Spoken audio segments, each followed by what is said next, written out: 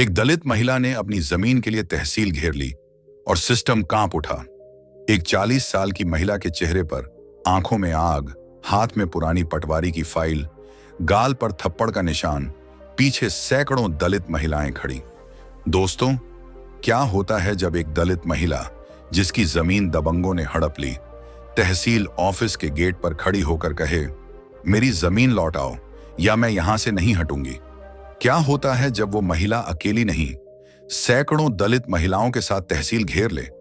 क्या होता है जब वो सवाल सिर्फ जमीन का नहीं, पूरे जातिवादी सिस्टम का अपमान बन जाए। ये वो घेराव था जिसने तहसीलदार की कुर्सी हिला दी, प्रशासन में भगदड़ मचा दी और पूरे जिले में हड़कंप मच गया। कौन थी वो महिला, कैसे हड़पी गई उसकी जमीन, और फिर क्या हुआ? ये कहानी इतनी आग वाली है कि आपका दिल रो पड़ेगा और गुस्सा भी आएगा। अगर सच में आपको लगता है कि अन्याय के खिलाफ आवाज उठनी चाहिए, तो पहले दिल पर हाथ रखकर बताइए, क्या ऐसी कहानियां देश तक पहुंचनी चाहिए या नहीं? अगर जवाब हां है, तो वीडियो को लाइक करके अपनी मौजूदगी दर्ज कर दीजिए। कमेंट में लिखो, सुनीता जाटव जिंदाबाद। चलो शुरू करते हैं। चंदौली जिले का एक छोटा सा गांव जाटवपुर। यहां दलित बस्ती हमेशा गांव के किनारे पर थी, जैसे सारा गांव कह रहा हो, तुम अलग रहो, तुम नीच हो। कच्चे रास्ते, टूटे घर, पानी की कमी और हर दिन अपमान का दर्द। सुनीता जाटव 40 साल की दलित महिला। उसके पति 10 साल पहले मजदूरी करते हुए बीमार पड़ गए थे। इलाज के लिए पैसा नहीं था। सुनीता ने खेतों में मजदूरी की। उसके पास 2 एकड़ जमीन थी, बाप दादा की। वही जमीन उसकी एकमात्र ताकत थी। खेत में काम करते समय ठाकुरों के लड़के ताने मारते, अरे ये दलित औरत खेत में काम कर रही है, अपनी औकात में रह, ये जमीन हमारी है। सुनीता चुप रहती। मां बनकर 2 बच्चे पाले, बेटी शालिनी और बेटा राहुल। बेटी शालिनी से कहती, बेटी पढ़ो ताकि हमारा अपमान खत्म हो। लेकिन गांव में छुआछूत हर जगह थी। पानी का कुआं अलग, खाना अलग, स्कूल में अलग बेंच। शालिनी ने सवाल पूछा, मां क्यों अलग?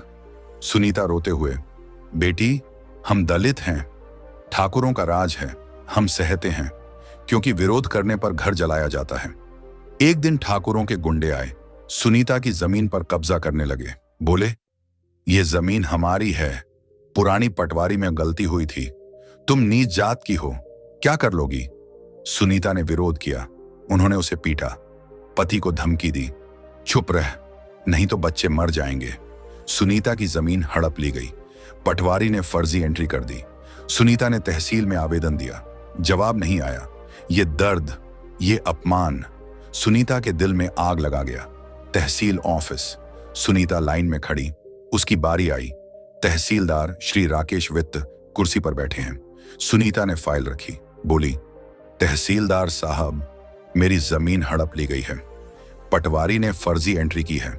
संविधान के अनुच्छेद 300A में साफ लिखा है कि किसी भी नागरिक की संपत्ति बिना कानून के नहीं छीनी जा सकती। फिर मेरी जमीन क्यों छीनी गई? तहसीलदार ने फाइल को देखा, हंसे, ये दलित बस्ती की औरत है, यहाँ ज्यादा उम्मीद मत रखो, जमीन सबके लिए नहीं होती, तुम नीच जात की हो, अपनी औकात में रहो। सुनीता की आवाज अब पहले से ज्यादा मजबूत हो चुकी थी। वो बोली, तहसीलदार साहब, संविधान के अनुच्छेद 14 में लिखा है कि हर नागरिक कानून के सामने बराबर है, और अनुच्छेद 15 कहता है कि जाति के आधार पर भेदभाव नहीं किया जा सकता। फिर मेरी जाति देखकर मेरा हक क्यों छीना जा रहा है? तहसील ऑफिस में अचानक सन्नाटा छा गया। लाइन में खड़े लोग एक दूसरे को देखने लगे। तहसीलदार की आंखों में गुस्सा भर गया। वो कुर्सी से उठे, धीरे धीरे चलते हुए सुनीता के सामने आकर खड़े हो गए। तू मुझे संविधान सिखाएगी? सुनीता ने बिना डरे कहा, नहीं साहब, मैं आपको कानून याद दिला रही हूँ। ऑफिस में खड़े कुछ लोग मोबाइल निकालकर वीडियो बनाने लगे। तहसीलदार और भड़क गए। उन्होंने उंगली दिखाते हुए कहा, तू भूल रही है अपनी औकात, नीच जात की औरत आरक्षण लेकर ऊपर चढ़ गई है, अब मुझे कानून सिखाएगी? सुनीता ने फाइल उठाई और सीधे उनकी आंखों में देखते हुए बोली, औकात इंसान की जात से नहीं, उसके हक से तय होती है साहब। बस ये सुनते ही तहसीलदार का गुस्सा फट पड़ा। उन्होंने हाथ उठाया और पूरे ऑफिस के सामने सुनीता के गाल पर जोरदार थप्पड़ मार दिया। चटाक। पूरा तहसील ऑफिस सन रह गया। 1 सेकंड के लिए ऐसा लगा जैसे समय रुक गया हो। सुनीता का गाल लाल हो गया, उसकी आंखों से आंसू निकल आए। लेकिन उसने सिर नहीं झुकाया। धीरे से उसने अपनी फाइल उठाई और तहसीलदार की मेज पर रख दी। फिर बोली, याद रखिए तहसीलदार साहब, ये कुर्सी आपको संविधान ने दी है और अगर आप संविधान तोड़ेंगे तो यही संविधान एक दिन आपकी कुर्सी भी छीन लेगा। पूरे ऑफिस में सन्नाटा था। सुनीता की आवाज़ अब और भी तेज हो गई। आपने अभी मेरी जाति का अपमान किया है। ये SC/ST एक्ट की धारा 3(1)R के तहत अपराध है और मेरी ज़मीन पर कब्जा करना धारा 3(1)F के तहत भी अपराध है। कानून के हिसाब से इसकी सज़ा जेल है तहसीलदार साहब। तहसीलदार का चेहरा उतर गया, लेकिन सुनीता रुकने वाली नहीं थी। वो बोली, आप तहसीलदार हैं, कानून के रखवाले या कानून तोड़ने वाले? तहसीलदार का चेहरा लाल हो गया। बोले, संविधान पढ़ा रही है? तेरी क्या औकात है मुझे कानून सिखाने की? आरक्षण की औलाद ऊपर चढ़ गई है, अब मुझे सिखाएगी? सुनीता बोली, तहसीलदार साहब, आरक्षण नहीं, संविधान ने मुझे हक दिया है। आपने मेरी जाति का अपमान किया, ये अपराध है। बाबा साहब ने कहा था, मैं ऐसी हुकूमत नहीं चाहता जो दलितों को दबाए। आप दबा रहे हो, अब जवाब मिलेगा। तहसीलदार ने सिपाही को इशारा किया, इसे बाहर निकालो। सुनीता को बाहर निकाल दिया गया, लेकिन उसने फाइल उठाई, कैमरे में देखकर बोली, मुझे मार दो, चाहे जेल भेज दो, लेकिन मैं झुकूंगी नहीं। मेरी ज़मीन लौटाओ या मैं यहाँ से नहीं हटूंगी। ये वीडियो वायरल हो गया। सुनीता ने RTI डाली। ज़मीन हड़पने की फाइल में गलती क्यों हुई? जवाब नहीं आया। सुनीता ने दूसरी RTI डाली, फिर तीसरी, जवाब नहीं। दूसरे हफ्ते तहसीलदार के कार्यालय से फ़ोन आया, चुप रहो नहीं तो बच्चों की पढ़ाई छिन जाएगी। तीसरे हफ्ते घर पर पथराव, ठाकुरों के गुंडे आए, सुनीता के पति को पीटा, बोले चुप करवा दो औरत को नहीं तो घर चला देंगे। सुनीता टूटी नहीं, उसने और वीडियो बनाए। हर वीडियो में संविधान की धाराएं, आर्टिकल 300A संपत्ति का अधिकार, आर्टिकल 14 बराबरी, SC/ST एक्ट की धारा 3(1)R जाति सूचक अपमान। चौथे हफ्ते सुनीता की माँ बीमार पड़ गई, रोती, बेटी अब बस कर, तू भी मर जाएगी। सुनीता रोई, रात भर रोती रही, लेकिन सुबह उठी, बोली, माँ मेरी ज़मीन व्यर्थ नहीं जाएगी, मैं लड़ूंगी। ये संघर्ष कठिन था, थकाऊ था, अपमानजनक था। वीडियो वायरल होने के बाद जनता सड़कों पर उतरी, नारे सुनीता जिंदाबाद, तहसीलदार इस्तीफा दो, सिस्टम होश में आओ। सुनीता ने फैसला किया, तहसील ऑफिस घेरूंगी। सैकड़ों दलित महिलाएं उसके साथ। तहसील ऑफिस के गेट पर धरना, प्रशासन में भगदड़ मच गई। जिला अधिकारी ने तहसीलदार को फटकार लगाई, ये क्या हो रहा है? सरकार पर सवाल उठ रहे हैं, कैमरे लाइव दिखा रहे हैं। तहसीलदार ने मीटिंग बुलाई, धमकी दी, सुनीता को चुप कराओ नहीं तो नौकरी खत्म। लेकिन सुनीता चुप नहीं हुई, उसने और वीडियो बनाए। हर वीडियो में बेटी की तस्वीर, बोली, ये तस्वीर आईना है, तहसीलदार साहब इसमें अपना चेहरा देख लो। आखिर संघर्ष से जीत मिली, तहसीलदार पर केस, जमीन वापस मिली। सुनीता ने भीड़ की तरफ देखा, उसकी आंखों में आंसू थे लेकिन चेहरे पर जीत की चमक थी।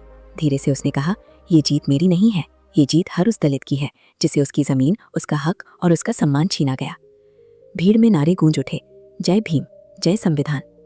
तभी अचानक सुनीता की जेब में रखा पुराना मोबाइल तेजी से बजने लगा। भीड़ का शोर धीरे धीरे शांत हो गया। सुनीता ने कांपते हाथों से फोन निकाला, नंबर अनजान था। उसने डरते हुए फोन उठाया, हेलो। उधर से एक शांत मगर बेहद मजबूत आवाज आई, जय भीम। सुनीता चुप हो गई। आवाज फिर आई, सुनीता जी, मैं कविता भील बोल रही हूँ। ये नाम सुनते ही सुनीता की आंखें भर आईं, उसकी आवाज कांप गई, दीदी, दीदी आप। उधर से हल्की सी मुस्कान भरी आवाज आई, आपने जो किया है उसके लिए आपको सलाम।